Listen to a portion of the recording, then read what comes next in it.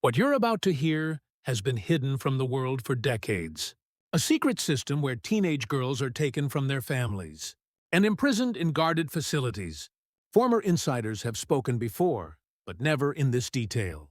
This is the first-hand account of a survivor who crossed North Korea's deadliest border to tell her story, a story the regime desperately wants, silenced. For more exclusive testimonies that reveal hidden truths, subscribe and become part of our investigative community. February 14th, 2024, 11 p.m. The Yalu River, 25 degrees below zero. Kim Seo-yeon, not her real name, was 20 years old. She jumped into the frozen river. "Stop right there!" a North Korean patrol shouted. Gunfire erupted. Bullets hit the water beside her. Ice-cold water rose to her knees, then her waist. She pushed forward with everything she had. Why would she risk her life crossing this river? Your subscription and likes help share these truths with the world. It all started in a different place, Changgwang Street in Pyongyang. The Taedong River flowed nearby. This was home. Seo-yeon, can you help Grandma? Fall 2019, kimchi-making season. Grandma always called for me. We'd salt cabbage in the yard, mix in red pepper powder. Those moments feel like yesterday. Grandma, how did you make kimchi in the old days? Back then, before the war, we lived in Hwanghae Province. We buried kimchi jars in the ground. They'd last all winter, but then the war came. Her eyes welled up. She couldn't finish talking about family left in the South during the war. I was studying dance at Pyongyang Arts Academy then. My father worked for the party. My mother was a former teacher. "How was practice today, sweetheart?" Mom asked every evening. Corn rice and soybean paste soup, that was dinner. But sitting together as a family? That was everything. "Mom, my teacher praised me today." "Really? Our Seo-yeon is doing so well.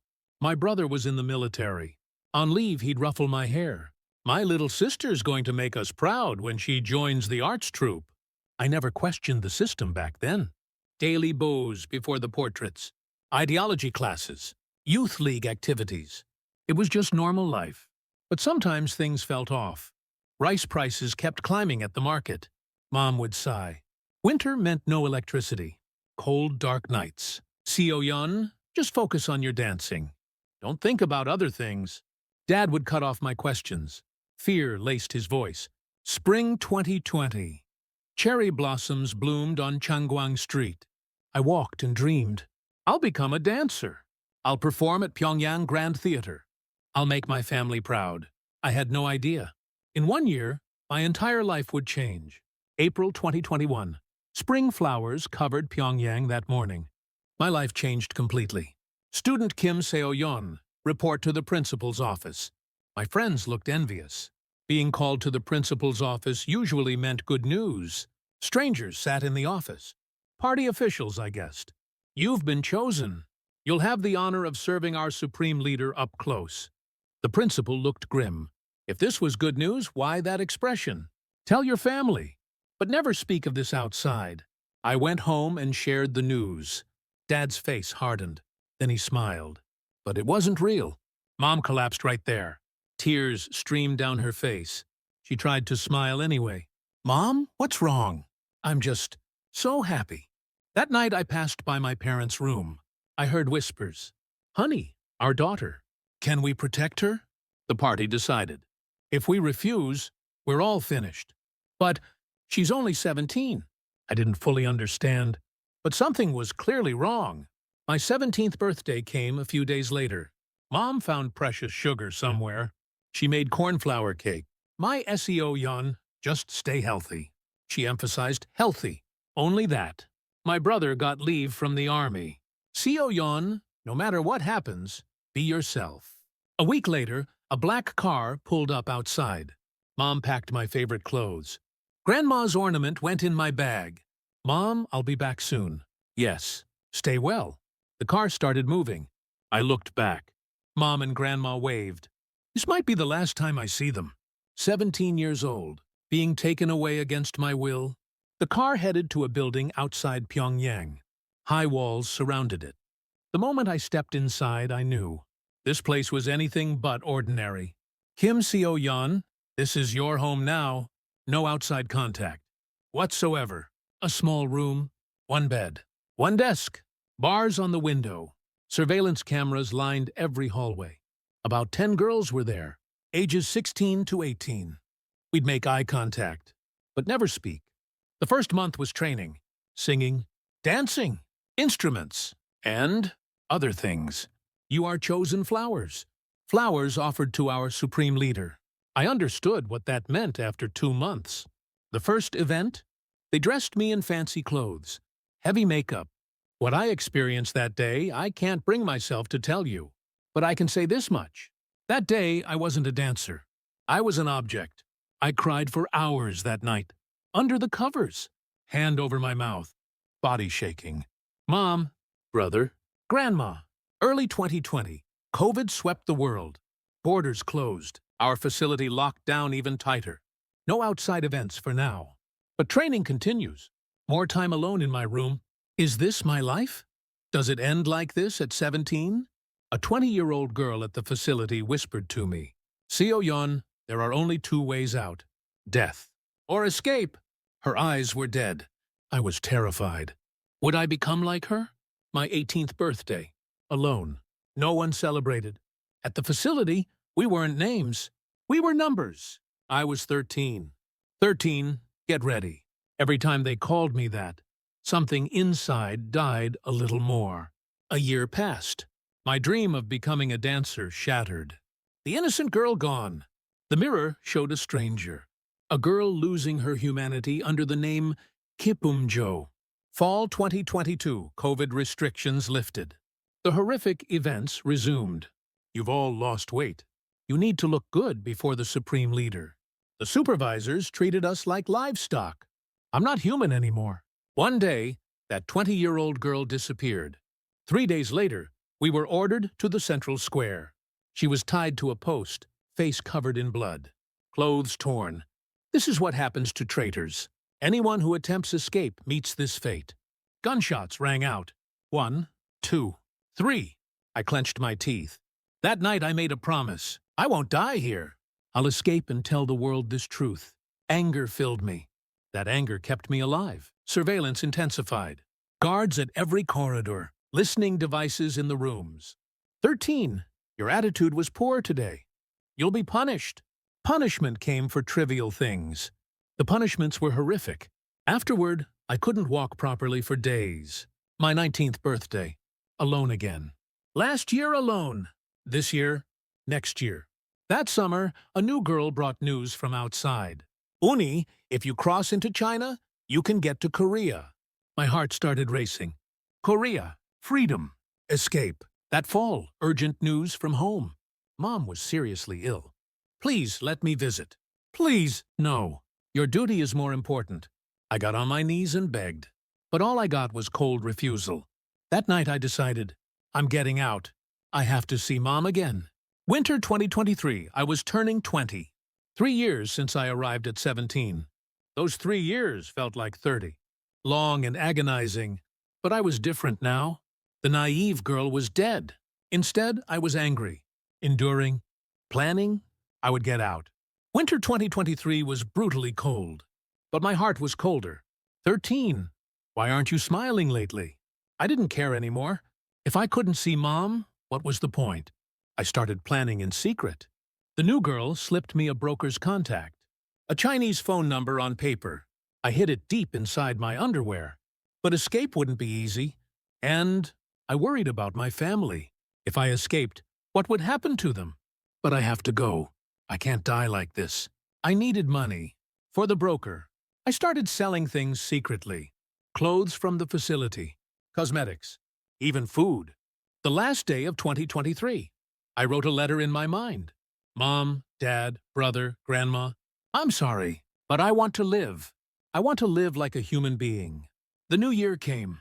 2024, my 20th year. Early February. I reached the broker. I used a payphone secretly.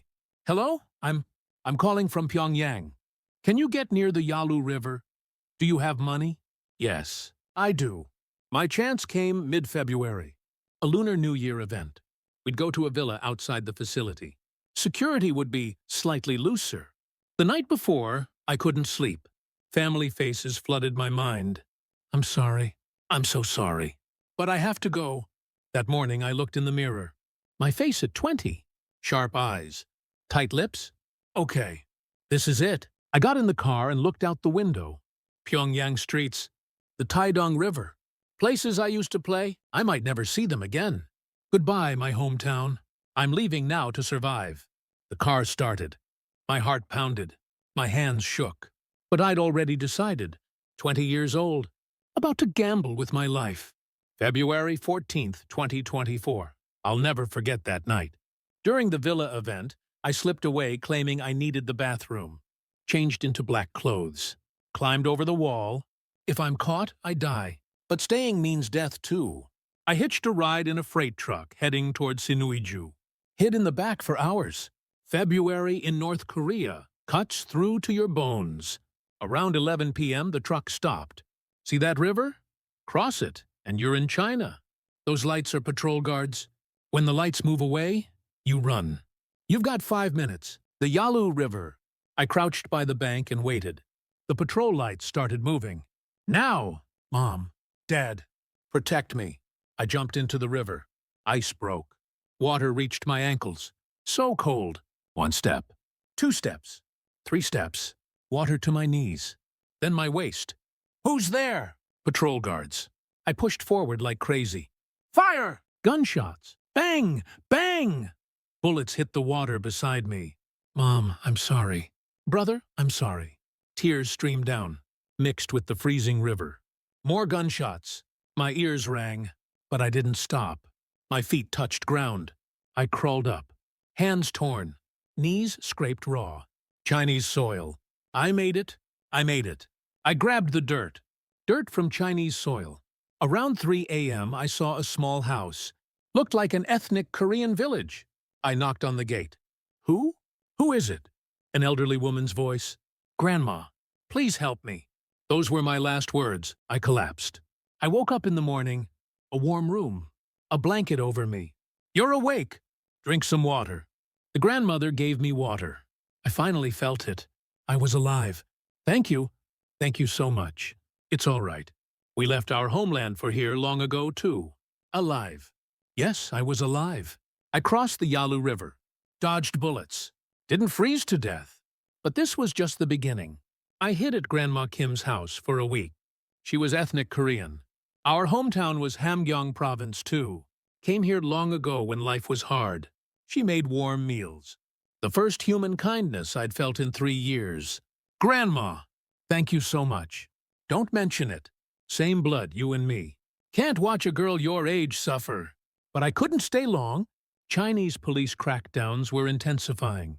JongUn, I know a Korean pastor. He's helped many kids like you. 2 days later, Pastor Park arrived. A kind man in his 50s. JongUn, you've been through so much. You're safe now. He spoke Korean. Tears poured out. Thank you. Thank you so much. Don't cry. You have a long, difficult road ahead to reach Korea. I couldn't go straight from China to Korea. Had to go through Southeast Asia. The money. How much does it cost? Don't worry. The church will help. A week later, I left with 3 other defectors. Cars. Trains. Sometimes on foot. Heading south through China. We can't get caught. If they send us back north, we're all dead. Every Chinese checkpoint made my heart feel like it would explode. A month later, we reached southern China. Met a broker there. Crossed into Laos. Mountains. Rivers. Jungle trails. One night in the mountains, the stars were brilliant. Uni, will we really make it to Korea? We will. Just hang on a little longer. What do you want to do when you get to Korea? I want to live freely, where no one watches me, where I can do what I want. May 2024, we finally reached Vientiane, Laos. We stood before the Korean embassy. The Korean flag waved above. I knocked on the embassy door. Please help us. We're from North Korea. Yes, of course. Come in. You're safe now. Hearing those words, I collapsed right there. It was really over. 3 years of hell. 3 months of running.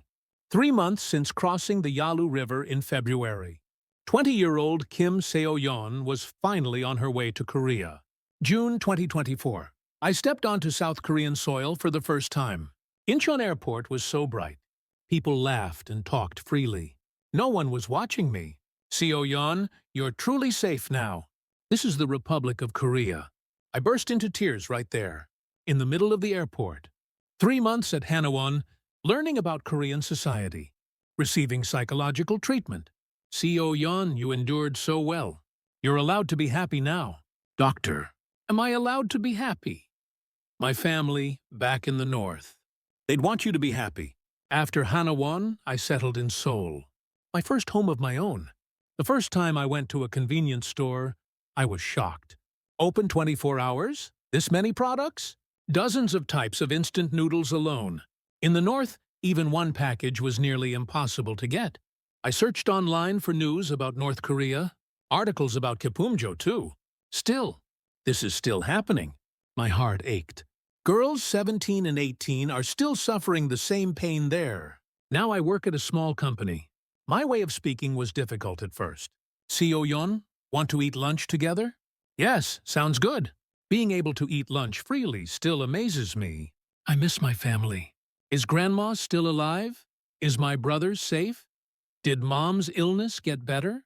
Weekends I go to church. I meet other defectors there. Uni will reunify someday, right? We will. It has to happen. Reunification. The dream the elders have held their whole lives, will our generation see it? These days I volunteer counseling defector women. I want to share my experience, give them hope. I was in Gyeongju too. Back then I wanted to die. But now I'm grateful to be alive. Do you know how precious freedom is? Speaking freely, walking freely, dreaming freely. What an enormous blessing. I'm 21, just beginning. The life stolen at 17, I'll live it now on my own terms. And someday when reunification comes, I'll return to Pyongyang. I'll see Mom. I'll bow at Grandma's grave. I'll hug my brother. And I'll say this, I lived well. I lived freely. Now we're all free. Until that day comes, I'll live hard here. For those still suffering in the north, and for my family, please protect freedom and dream of reunification with me. Thank you.